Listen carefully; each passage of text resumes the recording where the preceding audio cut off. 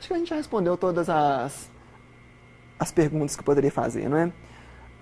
Mas só para a gente ver que tem uma certa correlação aqui, ó, vejam só, esse XOR aqui, ele sai dessa operação de XOR aqui.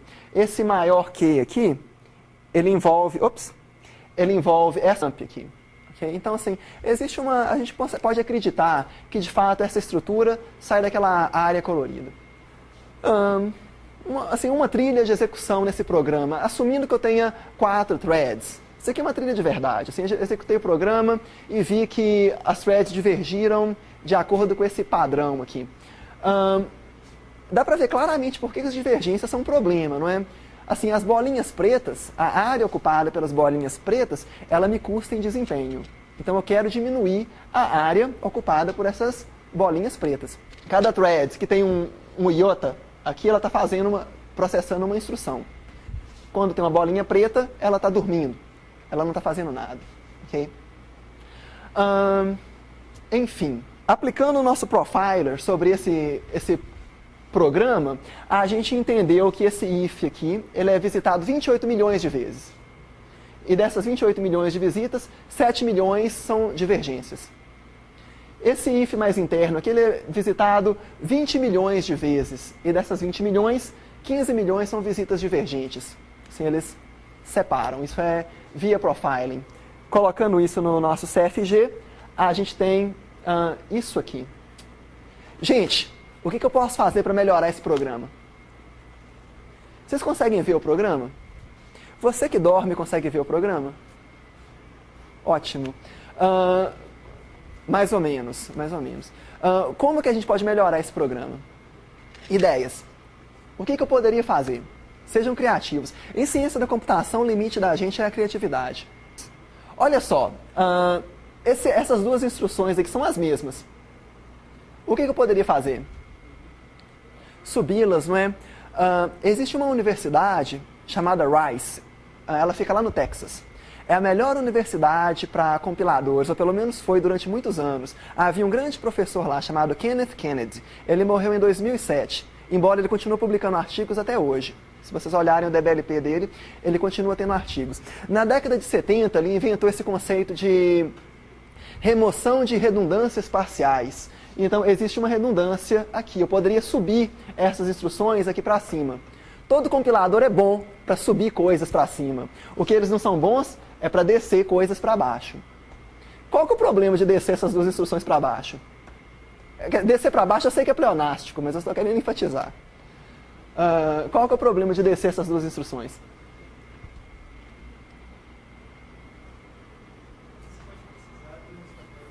Não, o problema é que eu tenho um branch aqui. Assim, elas não são redundantes, elas são parcialmente redundantes. Assim, se eu venho para cá, eu não vou executá-las. Certo? Então, assim, elas não têm um ponto comum para ficar. Mas subir é fácil. Descer é que é o difícil. Certo? Mas, enfim, a gente pode melhorar esse programa manualmente. O programador pode melhorar esse programa. O programa original era assim, ele se parece com isso. A primeira coisa que a gente pode fazer, então, é juntar esses loads aqui. Okay? É juntar esses loads. O programa acaba ficando assim. Isso aqui não foi o compilador que fez, não. Foi o programador. Certo? O programa acaba ficando assim. Agora, o legal é que esse programa, ele era originalmente assim, disponível no site da NVIDIA até mais ou menos agosto de 2010. Até mais ou menos agosto de 2010. Foi um aluno aqui da UFMG que mudou ele para ficar assim. Hoje o programa de verdade, ele fica, não assim, fica de um outro jeito. Mas enfim, foi um aluno aqui da UFMG que foi lá e mudou o programa, certo? E esse programa é 6,7% mais rápido. É claro que depende da entrada. Mas assim, ele consegue consistentemente ser mais rápido, simplesmente porque aqui eu tenho menos divergências. Vocês estão vendo? Olha só. Os loads eu deixei aqui. Eu tenho um pequeno truque para encontrar o índice dos loads. E eu acabei colocando essas instruções que eram comuns aqui no mesmo bloquinho básico. Um compilador ele ainda não consegue fazer isso consistentemente, não. Um programador consegue. Certo? Assim, isso é um pouco difícil para o compilador fazer. Essa manipulação de índices aqui é um pouco difícil para o compilador entender. mas esse programa ele é consistentemente mais rápido. Ele fica lá como exemplo de aplicação no SDK da NVIDIA. Na verdade, não é a NVIDIA, é um cientista da computação chamado Sederman. Ele fez um quicksort paralelo. Só que o quicksort paralelo funciona assim. A gente vai ordenando, fazendo o quicksort na GPU. Quando o vetor fica muito pequenininho, porque o quicksort não tem essa coisa de pegar o vetor, quebrar, jogar um pedaço para cada lado. Quando o vetor fica muito pequenininho, ele chama o Bytonic Sort. Certo? Então, o programa inteiro tem mais ou menos 800 instruções, são quase 900, 860 instruções, assembly. Esse rapaz, ele mudou menos que 10, ele mudou 12 no máximo, e ele teve quase 7% de desempenho num programa comercial, assim, que era disponível publicamente, né, como exemplo de desempenho em aplicações gráficas. Mas enfim. Então, tem esse programa aqui que ele é menos divergente. Eu tenho divergências aqui, aqui e aqui. Mas eu tenho muitas instruções em comum. É bem menos do que aqui. Okay? Mas dá para fazer ainda melhor. O que eu poderia fazer para melhorar esse programa ainda mais? Agora está fácil. O que eu poderia fazer para melhorar esse programa ainda mais? Bom, uma coisa que eu poderia fazer é usar um ternário. Vocês já ouviram falar de ternários? Ternários em C, né, os seletores. Né? C tem operações ternárias, né? A maior parte das linguagens tem somente operações binárias. Você tem algumas operações ternárias, né? O interrogação, dois pontos, é uma delas. Né? Então, posso usar o ternário para remover a divergência desse if aqui. O programa passa a ficar assim. Eu uso um ternário aqui. O ternário sempre é trabalho útil. Mesmo que algumas threads optem por pegar esse parâmetro e outras esse, o ternário está sempre fazendo trabalho útil. Todas as threads estão fazendo alguma coisa ao mesmo tempo. Esse programa aqui, com os ternários, ele é quase 10% mais rápido que o programa original. Hoje ele é assim. Bytonic Sort hoje usa ternários. Certo? Isso tudo foi descoberto com esse profiler. Assim, olhou-se o programa e viu-se que essas divergências podiam ser mitigadas, né? Poderiam ser melhoradas. Então hoje, com uma simples modificação, modificando menos que 12 instruções assembly de um programa que tem quase 900, é possível conseguir quase 10% de ganho de performance. Eu saio daqui, desse programa aqui, para esse programa. Só que, bom, assim, isso ainda é um desafio. Compiladores não conseguem produzir isso a partir disso, ainda hoje. Então, assim, ainda é assunto de pesquisa, né? Como que sistematicamente eu transformo isso nisso aqui, ok? Mas, assim, há algumas técnicas que eu vou mostrar mais pra frente que compiladores conseguem utilizar. Perguntas? Na CPU, eu acho que o ternário é implementado como um branch. Okay? Eu imagino que ele seja implementado como um branch. Mas em CUDA não. Ele é implementado como uma instrução só. É um move predicado. Eu coloco um booleano na frente do move. Certo? Então é um move predicado. Isso foi o profiler. Agora, o profiler, ele não tem tanta graça. O que eu gostaria mesmo é de ser capaz de olhar para o programa e falar, ok, essa variável aqui ela tem sempre o mesmo valor para todas as threads. Essa variável aqui pode ter valores diferentes para todas as threads. Notem que não dá para eu falar com certeza que a variável terá valores diferentes para todas as threads, mas eu consigo falar com certeza, essa variável vai ter sempre os mesmos valores para todas as threads. Acho que eu falei coisas rápidas, mas é possível que vocês não tenham entendido, mas isso fica claro mais aqui para frente. Mas o profiler é dinâmico, eu preciso executar o programa. Eu quero agora ser capaz de inferir quais branches vão ser divergentes, somente olhando para o programa. Mas eu posso olhar durante bastante tempo. Mas eu quero somente olhar para o programa e falar quais variáveis vão ter sempre o mesmo valor para todas as threads. Como que eu posso resolver isso? Ideias. Pode mudar funcionalmente. Isso é uma observação muito importante. Certo? Isso, na verdade, é a base, né, dessa ideia para descobrir quais variáveis são divergentes e quais não são. Okay? Eu vou falar disso em mais detalhes. Mas, enfim. Agora, por que não usar profiling? Assim, qual que é a vantagem de uma análise estática sobre uma análise dinâmica? Por que não usar profiling? A primeira coisa é que o profiler depende da entrada. Sim, a entrada pode causar divergências ou não. Certo? Uma coisa que acontece nos benchmarks públicos de CUDA é que os programadores que inventaram os benchmarks sempre mandam entradas que são alinhadas com o tamanho do warp. Então, várias condições de contorno nunca são exercitadas. Então o profiler acaba não pegando possibilidades de divergências nesses casos. Outra coisa, o profiler é muito lento. Esse profiler que eu mostrei aqui para vocês, que a gente usou aqui, ele foi feito aqui na UFMG também. Inclusive ele é disponível assim, publicamente. Mas ele é lento.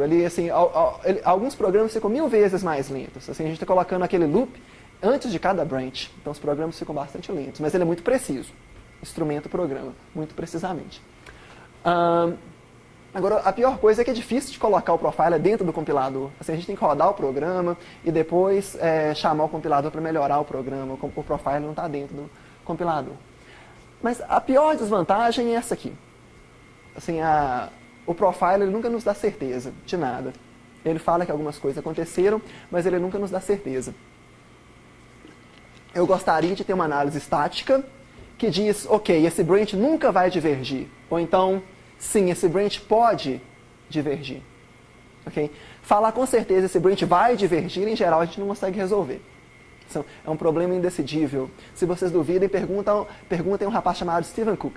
Mas, enfim, isso é um problema indecidível. Então, a gente tem essa análise de divergência. Quais variáveis são divergentes? Vamos usar a ideia do nosso colega. O identificador de uma thread sempre é divergente.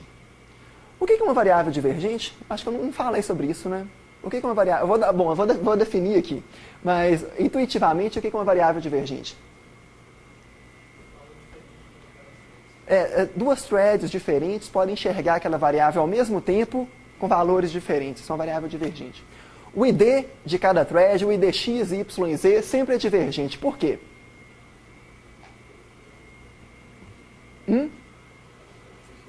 Todas as threads têm nomes diferentes por definição. Não é? Assim, isso dentro do mesmo bloco. Em blocos separados, eu posso ter IDs repetidos. Por que isso não é um problema para a gente? Não existem divergências entre blocos, né? Só existem divergências dentro de warps. E um warp está todo dentro de um bloco. Eu não tenho meio warp em um bloco e meio warp em outro bloco. Certo? O ID de uma thread sempre é divergente. Outras ideias, outras variáveis que são divergentes.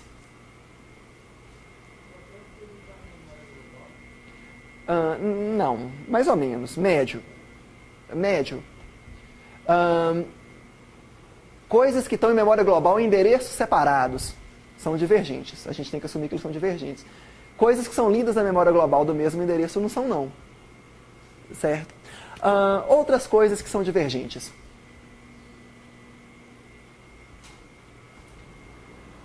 Qualquer coisa que depende de uma variável divergente é divergente. Se eu somo duas variáveis e pelo menos uma delas é divergente, o resultado é divergente também. Isso não é verdade? Qualquer variável que é criada por uma instrução atômica, ela é divergente também. Vocês sabem o que é uma instrução atômica? Tem uma serialização, não é? Assim, se 32 threads vão executar aquela instrução atômica, cada uma executa uma de cada vez. Assim, eu executo primeiro uma vez para uma thread, depois uma vez para uma outra thread, e por aí vai. Então, assim, eu não preciso manter estado entre uma execução e a outra. Então, variáveis criadas por instruções atômicas são divergentes. Está aqui a nossa relação de variáveis divergentes. O ID da thread é divergente. Coisas criadas por instruções atômicas são divergentes. Coisas que são dependentes de variáveis divergentes são divergentes. Eu tenho dois tipos de dependências. Dependências de dados e dependências de controle. Dependências de dados e dependências de controle. Falemos sobre isso. Olha, o ID da thread é a divergência mais básica, né? É a divergência mais básica. Por definição, toda thread tem que ter um ID separado. Exatamente porque as threads usam o próprio ID para entender qual computação que elas vão resolver. Okay? Nesse caso aqui, o nosso primeiro programa, o nosso programa original, cada thread está usando o próprio ID para encontrar qual pedaço do vetor ela vai processar. Então, assim, o ID necessariamente tem que ser diferente. O ID sempre é diferente para duas threads diferentes, no mesmo bloco, dentro do mesmo bloco. Coisas criadas por instruções atômicas. Então, a gente tem algumas instruções atômicas em PTX, por exemplo, né, no assembly de CUDA. Por exemplo, essa macro atominc aqui. Ela lê uma variável incrementa essa variável, armazena ela de volta e cospe o resultado, assim, e produz o resultado de volta. Ou seja, se eu tenho uma posição de memória e eu chamo atominc, e o warp chama atominc sobre aquela posição de memória, eu vou incrementar essa posição 32 vezes e cada atominc vai me retornar um valor diferente. Então, assim, tudo que é criado por uma instrução atômica é divergente também. Então, esses são os casos básicos, né, da minha definição recursiva de divergências. O problema agora são as dependências. Para facilitar aqui, a gente vai usar uma outra representação intermediária, chamada SSA. Esse nome significa Static Single Assignment Form. Alguém já ouviu falar a palavra SSA em algum meandro da vida? Bom, SSA é um conceito muito simples. Todo compilador hoje usa. GCC usa, LLVM usa, JAX-VM usa, Hotspot usa. Todo compilador que se preze hoje usa a mesma representação intermediária chamada SSA. Nessa representação, cada variável é definida somente uma vez. Cada nome de variável é definido somente uma vez. Assim, cada nome de variável só é declarado uma vez no programa. Só é inicializada... só é declarado uma vez no programa. Esse programa aqui, ele está em SSA? Vocês conseguem ver o programa? Possível que não, não é? Esse programa aqui, ele está em SSA? Olha só, esse programa não está em SSA, porque a variável B aqui foi definida aqui e aqui. Ela foi definida nesse bloco básico e nesse bloco básico. Esse programa não está em SSA. Bom, se eu quero transformar esse programa para SSA, eu dou um nome diferente para essa variável B, B1, por exemplo, e aqui um outro nome, B2, por exemplo. Então agora eu tenho B1 e B2. B1 e B2. Parecem até seriado do SBT, não é? B1 e B2. Aqui embaixo, a variável B é utilizada. Só que agora eu tenho B1 e eu tenho B2. Qual variável que é utilizada no B original? B1 ou B2? Vocês entenderam o problema? Olha, na verdade, em ciência da computação, a coisa mais importante é entender o problema. Assim, não como vocês estão fazendo prova, mas no mais das vezes, a coisa mais importante é entender o problema. Mas, enfim, aqui eu tenho B1 e aqui eu tenho B2. Aqui eu preciso usar um deles. Qual deles? Qual deles? Eles estão vindo de caminhos diferentes. Qual deles que eu uso?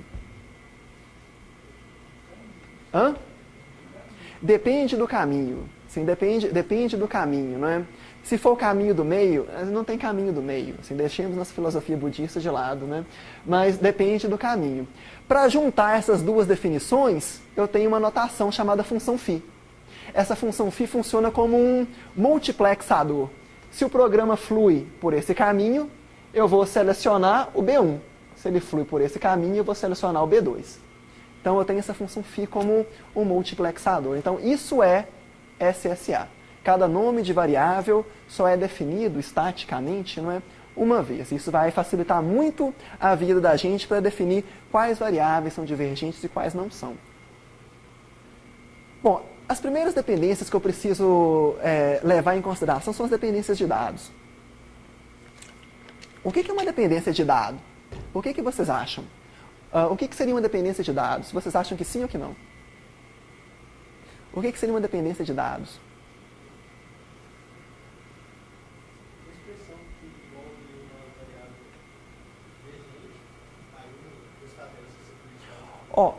Instruções leem algumas variáveis, a gente em geral coloca essas variáveis do lado direito do igual. E elas atribuem uma variável, a gente coloca essas variáveis do lado esquerdo do igual. Assim, é claro que isso é uma convenção, certo? Mas enfim. Tudo que está do lado esquerdo do igual depende, dadamente, né, em termos de dados, de tudo que está do lado direito do igual.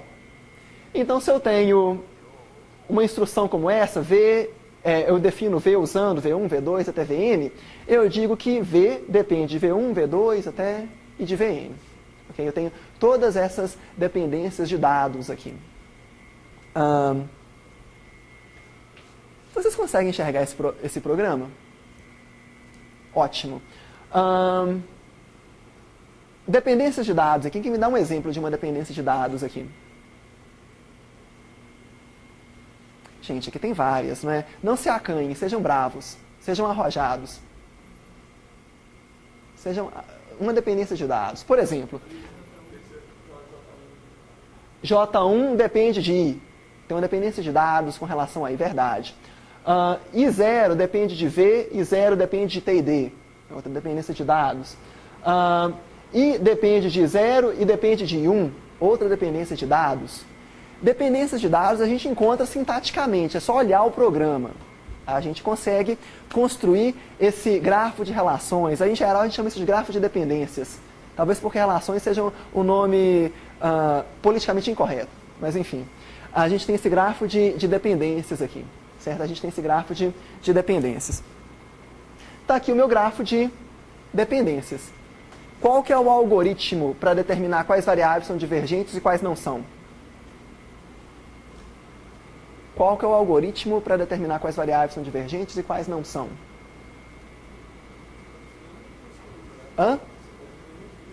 Eu faço uma busca no grafo, eu estou buscando o quê? Não é?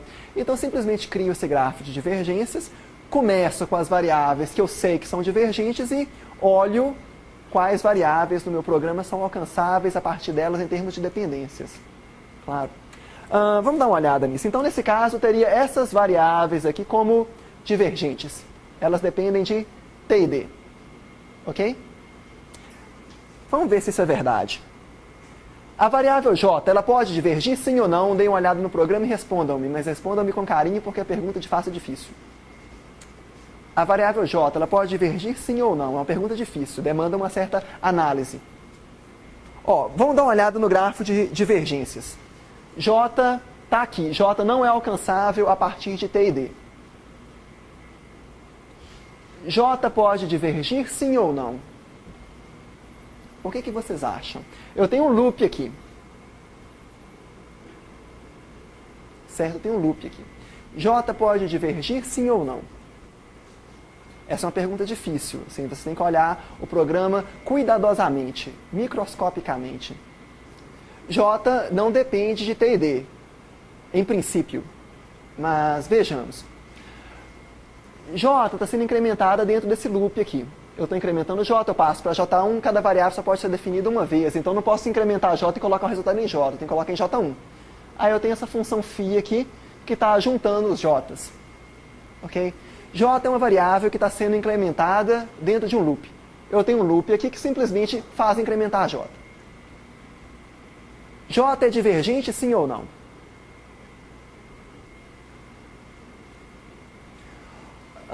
Depende do quê? De quantas vezes o loop é executado. Depende de quantas vezes o loop é executado. Se uma thread executa o loop 0 vezes e a outra executa o loop 2 vezes, então J é divergente, porque J vai valer 0 para uma e 2 para outra aqui. Certo? Fora do loop. Dentro do loop, J pode ser divergente? Dentro do loop, J pode ser divergente? J não pode. Todas as threads que estão no loop executaram o loop aquele mesmo número de iterações. Elas incrementaram J o mesmo número de vezes. J só pode divergir a partir do momento que o loop acaba. Você só pode divergir fora do loop. Curioso, né? E as nossas dependências de dados, elas não resolvem esse problema. O que está faltando aqui? Dependências de controle. Quem que controla J? Quem que controla J? Olha, J depende desse branch aqui. Esse branch depende de um predicado P0, uma variável P0. Ou seja, J depende de P0 também. Ok?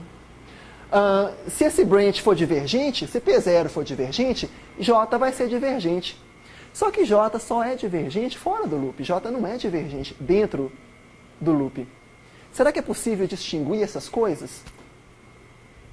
Como que eu poderia indicar que J diverge fora do loop e não diverge dentro do loop?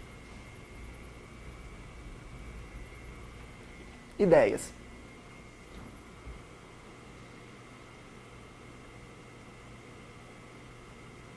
Vocês entenderam o problema? Ótimo. Se considerar só o que acontece dentro, você consegue eliminar. Quando eu vou integrar só o que acontece dentro. Vamos falar sobre isso. Essa pergunta é mais difícil. Mas eu preciso encontrar essas dependências de controle. Encontrar as dependências de controle não é tão trivial quanto encontrar as dependências de dados. Deixa eu tentar mostrar mais ou menos como que a gente faz isso. Variável x, será que ela pode divergir? Variável x, será que ela pode divergir? Bom, ela certamente pode, não é? Porque ela depende de P2, P2 depende de J, a gente já viu que J é divergente. Se algumas threads vierem para cá, x vai valer 1, se outras vierem para cá, x vai valer 2. Então esse x aqui pode divergir, ele depende de P2. Mas notem que as dependências de dados não marcam isso. O x, ele não é alcançável a partir de P2, se eu considero somente dependências de dados. Agora uma pergunta difícil.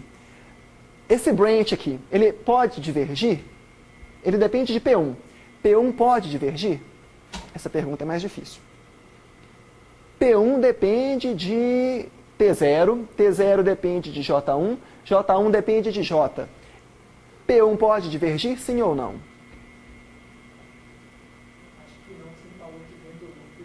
Dentro do loop J não diverge, P1 não diverge, esse branch aqui ele nunca é divergente.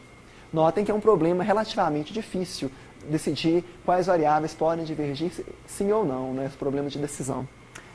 Mas a gente consegue resolver de forma sistemática. Deixa eu tentar definir dependências de sincronização aqui.